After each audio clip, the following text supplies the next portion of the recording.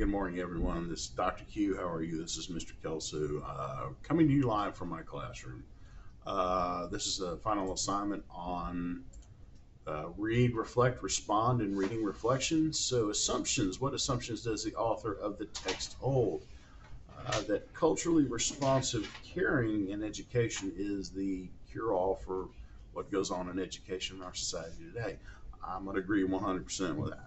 Connecting with students on that level does change the dynamic of a classroom. Getting to know who your students are, being able to respond to them and to their needs is a big thing, and a lot of that has to do with cultural impact. So I agree with you, and the assumptions are that that is the cure-all to education in this world. You're 100% correct, and I'm with you on that. This is one area where I do believe that educators do require some training. And during that training, you can determine whether or not you're going to have a solid educator or an educator that's going to wash out in 5 years. Good teachers definitely can do that connection. So, what do you agree with in the text? Well, your Sweet 16 has been a roadmap for me for many years. It's just I've never seen it written down before until recently. High expectations. I do have high expectations for my students, but I also demand from them in a very, very polite manner, a very inviting manner, because again, everybody learns on a different level. So that's where flexible instruction comes, and that's one thing I've embraced, especially with the learning management systems like Canvas. It allows you to be flexible, it allows you to differentiate on a new level. The interpersonal skills are what we had the most difficulty with. I will not be called bro. I will not be called yo. My name is Mr. Kelso. I call you by your name. You'll call me by my name. We'll have that mutual respect. And once that mutual respect is established, then we can move forward. I'm not your bro. I'm not your homie. My name is Mr. Kelso. We go from there. And that's it. Okay? End of discussion. If you can't abide by that, then I have nothing to teach you. Or I do have something to teach you, but you're not going to get it clear until we have established that formal rapport.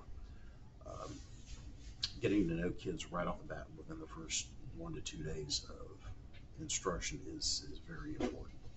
And you got to be genuine about it. You listen to what them, because you can pick up clues from what they say.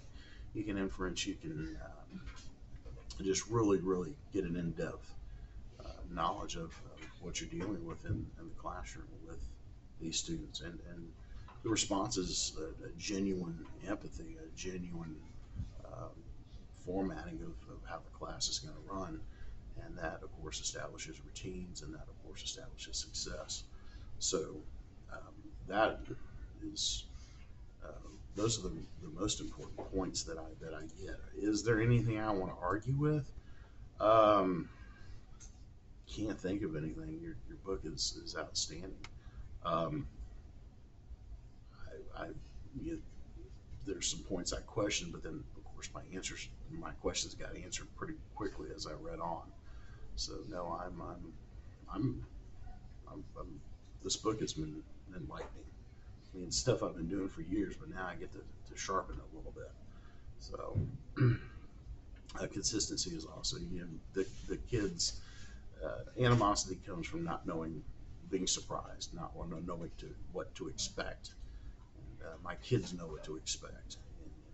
And as long as the teacher is consistent, as long as the routine is firm, and there's no surprises, there doesn't create an animosity in the classroom with students, because everybody's clear on what's expected, and everybody's clear on how the day's going to run.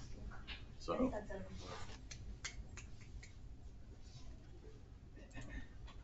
So what do I aspire to do? Flexible instruction is one of those things that I'm still working on.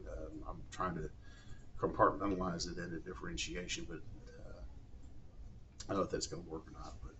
But getting to know your students on how they can, where their time is, and what they can accomplish in a day is something you have to be clear on, and you got to understand it for all of them. So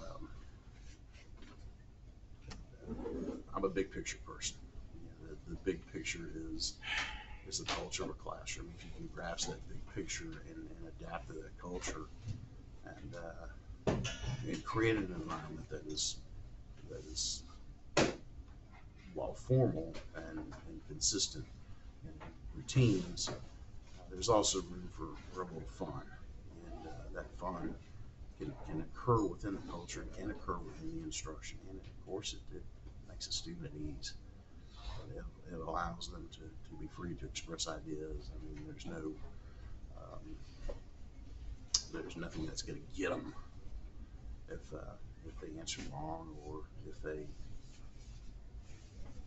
are a little bit off the beaten path. But we have to be flexible. We have to realize that they're learning and growing, and so are we. It's a mutual thing, and that is the big picture. I learned a lot from my students. I learned the way I grew up is not the way they grew up. What I do with my weekend is not what they do with their weekend. And my home is not their home. So we have to be empathetic. And once that empathy can find its way into the classroom, then we'll do some amazing things. But in the end of the day, you have to know your kids. You have to listen to everything they say. You have to listen to even the conversations in the hallway. You have to focus on what is their passion, and bring it into your curriculum. So that's what I took away from the book, and I hope I've hit the bullseye with it. Thank you, Dr. Q. This has been a great experience. Have a nice day.